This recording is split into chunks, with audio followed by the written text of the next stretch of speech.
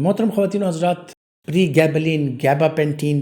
اور ایسی چیزوں کے بارے میں آپ اکثر اوقات سنتے رہتے ہیں۔ اب پری گیبلین جو ہے وہ کیا چیز ہے؟ بنیادی طور پر یہ اینٹی کنولسنٹس یعنی جو جھٹکوں کی بیماری ہوتی ہے، ایپیلیپسی ہوتی ہے، سیزر ڈس آرڈر ہوتا ہے جس میں جھٹکے ہوتے ہیں، بدن اکڑ جاتا ہے، تو ایسی صورتوں میں اس کا استعمال کرایا جاتا ہے اور ایز این اینٹی ایپیلیپٹک اور اینٹی سیزر ڈرگ جو ہے وہ اس کو لانچ کیا گیا تھا۔ یہ چونکہ ایک نرو سٹیبلائزر ہے، نرو امپلسز کو سٹیبلائز کرتا ہے، تو اس کے یہ والے اثرات جو ہیں یہ مختلف اور چیزوں پر بھی ہوتے ہیں۔ نہ صرف یہ کہ یہ جھٹکے کی بیماریوں کو، جھٹکوں کو اور سیزرز کو کنٹرول کرتی ہے، بلکہ اس کے ساتھ ساتھ نرو کو سٹیبلائز رکھتی ہے، اور اس کی یہی نرو سٹیبلائزنگ ایکٹیویٹی جو ہے یہ مختلف چیزوں میں پھر کام آتی ہے، اور اس کو مختلف انڈیکیشنز میں پھر یہ دوائی استعمال کرائی جاتی ہے۔ جیسا کہ آپ نے دیکھا ہوگا کہ اکثر اوقات لوگوں کو نیوروپیتھک پین ہوتا ہے، یعنی ایک اعصابی درد ہوتا ہے، جس طرح کہ نروز کا پین ہوتا ہے، یعنی آپ کو کارپل ٹنل سنڈروم ہے، یا کسی کو سروائیکل اسپائنڈائلوسس ہے، یا کسی کو جو ہے تو شیاٹیکا کی پرابلم ہے، اور اس کے ساتھ جو درد ہوتا ہے وہ اکثر اوقات درد کش ادویات کے ساتھ کنٹرول نہیں ہوتا، اور آپ کو اس نرو کو سٹیبلائز کرنا ہوتا ہے، نرو امپلس کو ختم کرنا ہوتا ہے تاکہ یہ درد کی کیفیت جو ہے اس کو ختم کیا جا سکے۔ تو نیوروپیتھک پین کے لیے پری گیبلین جو ہے وہ ایک بہترین ڈرگ ہے کہ اس کا استعمال کیا جائے، تو جو نیوروپیتھک یعنی اعصابی درد جو ہے، جو اعصاب سے شروع ہوتا ہے، اس اعصابی درد کو کنٹرول کرنے میں آسانی پیدا ہو جاتی ہے۔ جس طرح کہ میں نے ذکر کیا کہ کارپل ٹنل سنڈروم، یا پھر شیاٹیکا کی پرابلمز، یا پھر اکثر اوقات لوگ ایسے ہوتے ہیں کہ ان کو فائبرومائلجیا، یعنی ان میں نہ کوئی انفیکشن ہوتا ہے، نہ کوئی انفلیمیشن ہوتا ہے، سوجن نہیں ہوتی، لیکن ان کی باڈی میں درد ہو رہا ہوتا ہے، پٹھوں میں یا جو ہے تو جوڑوں میں درد ہو رہا ہوتا ہے، اور اکثر ان کو تھکان کی شکایت ہوتی ہے، تھکاوٹ کا وہ شکار ہوتے ہیں، اور اکثر زیادہ تر دن یا رات کے وقت ان کے جسم میں جو ہے درد رہتا ہے، تھکاوٹ رہتی ہے، تو اسے فائبرومائلجیا کہا جاتا ہے۔ فائبرومائلجیا کے لیے بھی یہ ایک بہترین ڈرگ ہے۔ اس کے علاوہ سیزر ڈس آرڈر، فائبرومائلجیا اور نیوروپیتھک پین کے حوالے سے ہم نے بات کر دی۔ اس کو ایز اے نرو سٹیبلائزنگ جو اس کی ایکٹیویٹی ہے اس کو بروئے کار لا کر جو ریسٹلیس لیگ سنڈروم ہوتا ہے اس میں بھی اس کا استعمال کرایا جاتا ہے۔ کچھ لوگوں کو اکثر اوقات پٹھوں کی پرابلمز ہوتی ہے، جو ان کے پیر ہوتے ہیں ان میں اکثر اوقات بے چینی رہتی ہے، ان میں اکثر اوقات پاؤں میں جلن ہوتی ہے، ان ساری چیزوں کے لیے جو ہے تو پری گیبلین یا گیباپینٹینز جو ہیں ان کا استعمال کرایا جاتا ہے۔ پھر اکثر اوقات شوگر کے مریض جو نیوروپیتھی کا شکار ہو جاتے ہیں ان میں بھی یہ دوائی استعمال کرائی جاتی ہے، اور ان کو پاؤں کے جلن، پاؤں میں ٹیسیں اٹھنا، پاؤں میں درد ہونا اور ایسی چیزیں جو ہیں ان سے چھٹکارا مل جاتا ہے۔ تو یہ ایسی چیز ہے کہ نرو کو سٹیبلائز رکھنے کے لیے ہم اس کا استعمال کراتے ہیں۔ پھر اکثر اوقات بہت سے لوگ ایسے ہوتے ہیں کہ ان میں سر درد کی شکایات زیادہ ہوتی ہیں، سر درد کی وہ شکایات کہ جن میں آپ دیکھ لیں کہ ان کو کوئی سائنوسائٹس یا ریسپیریٹری انفیکشن نہیں ہے، آنکھیں ان کی ٹھیک ہے، گلاکوما ان کو نہیں ہے، آنکھوں میں پریشر زیادہ نہیں ہے،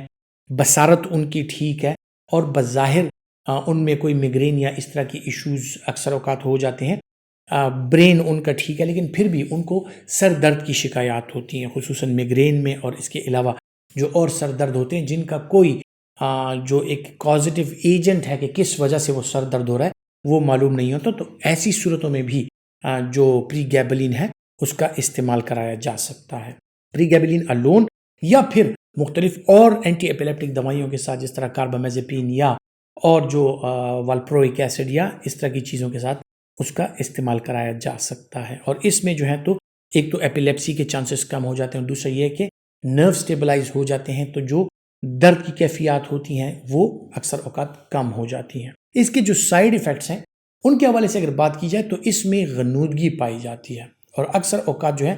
اس کی عادت ان کو پڑ جاتی ہے کہ اگر پری گیبلینز یا اس طرح کی دوائیاں وہ لیتے ہیں تو وہ ٹھیک رہتے ہیں، ان کی نیند بھی ٹھیک رہتی ہے، ان کی طبیعت بھی ٹھیک رہتی ہے، لیکن جیسے ہی اس کو ڈسکنٹینیو کیا جاتا ہے ان میں دوبارہ سے وہ علامات آنا شروع ہو جاتی ہیں، تو ڈپینڈنسی جو ہے، ایک ایڈکٹیو نیچر ہے اس کی، ایڈکشن ہو جاتی ہے اس کی، تو اس سے بچنے کے لیے ڈاکٹرز آپ کو کم مقدار میں اور کچھ عرصے کے لیے ایک متعین کردہ وقت کے لیے اس کا استعمال کراتے ہیں۔ لمبے عرصے تک اس کا استعمال جو ہے وہ ایڈکشن کا شکار آپ کو کر سکتا ہے، اور آپ اس پہ ڈپینڈنٹ ہو جاتے ہیں، ڈپینڈنسی آ جاتی ہے۔ اس کو کم کرنے کے لیے آپ کا ڈاکٹر بہتر سمجھتا ہے کہ کتنی مقدار میں کتنے عرصے کے لیے آپ کو اس کی ڈوز دی جانی چاہیے، اور پھر اگر آپ اس کا استعمال کرتے ہیں تو اس کو چھڑوانے کے لیے کس طرح اس کو آہستہ آہستہ سے ٹیپر آف کر دیا جاتا ہے اور آہستہ سے آپ کو چھڑوا دی جاتی ہے۔ چونکہ یہ ایک ایسی دوائی ہے کہ اس کے ساتھ غنودگی ہوتی ہے، تو اس کے سائیڈ ایفیکٹس میں جس طرح میں نے ذکر کیا کہ غنودگی کا جو عمل ہے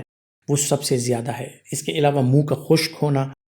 پیٹ میں جو ہے تو درد ہونا، مروڑ ہونا، یہ اس کے ساتھ ہو سکتا ہے۔ اکثر اوقات لوگوں کو چھوٹے پیشاب یا بڑے پیشاب کی پرابلم ہو سکتی ہے، چھوٹے پیشاب کو پاس کرنے میں دقت ہو سکتی ہے، منہ خشک ہونا یہ ہو سکتا ہے۔ اور اس کے علاوہ اکثر اوقات جب اس کی ڈوزیج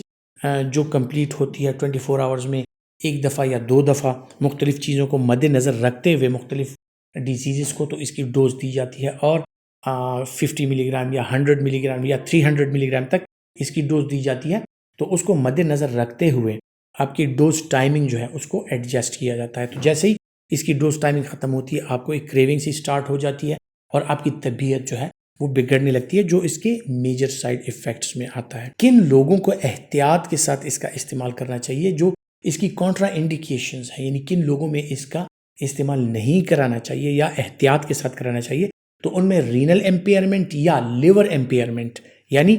گردے کے جو مریض ہیں، کرونک کڈنی ڈیزیز جن کو ہے، یا جو کرونک لیور ڈیزیز کے مریض ہیں، سیروسس آف لیور یا اس طرح کے ان کو پرابلمز ہیں، تو ان میں یوریمک یا ہیپیٹک انکیفالوپیتھی ہو سکتی ہے۔ یعنی اگر اس کا استعمال کرائیں تو ہو سکتا ہے کہ 48 سے 72 گھنٹے تک ان کی غنودگی جو ہے وہ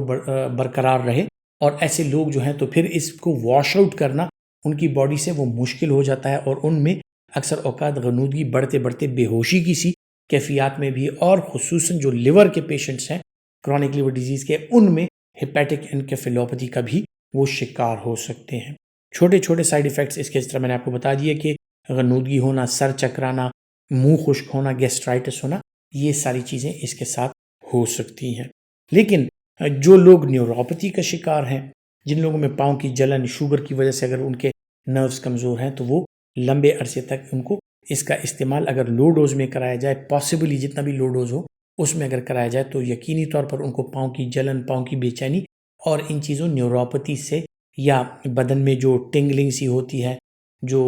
آپ کو سن ہونا بدن کا، وہ کم ہو جاتا ہے۔ اور خصوصاً پھر موڈ سٹیبلائزرز کے ساتھ اگر